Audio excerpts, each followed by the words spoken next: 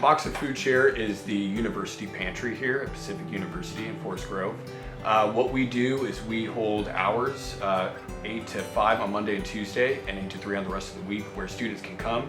They can get fresh produce, they can take, we have frozen goods, so proteins, different things like that, and they can come and supplement whatever meals they're lacking or whatever they don't have on hand for them at the time. I used the Boxer Food Share when I first got here. I was like, I'm in desperate need of resources, and it kind of provided some of that for me.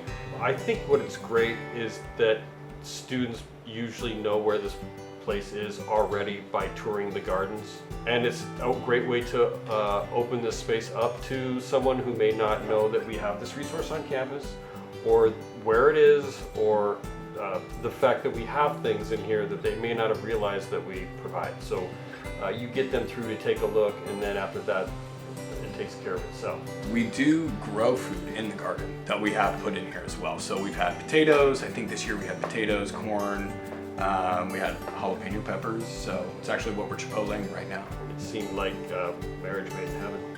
As far as getting students to actually come down here and use it more, I think a lot of that just comes with awareness, you know, and it can be a challenge because you have some students who you still have to overcome almost like a stigma to make them feel included here.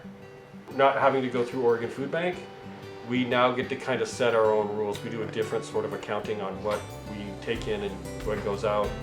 We have a tiny little budget, but we're able to focus that where we feel like the students are gravitating toward. They don't have to show their ID, sign in, sign out, weigh anything, sign a waiver. There's none of that.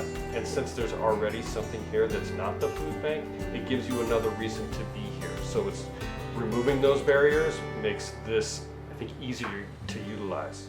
When I started, I don't think there was really any conversations truly being had about Pacific and food insecurity for students. You know, you had pocket groups that were trying to handle it internally, right?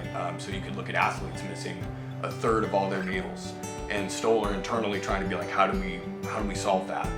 And then you have groups that would do research. So the whole Boxer Food Share came from a student-run group. Being in the position we are in now, hopefully gives students the ability to understand like what food they have, what quality food means to them, which is something that kind of we believe in with food sovereignty.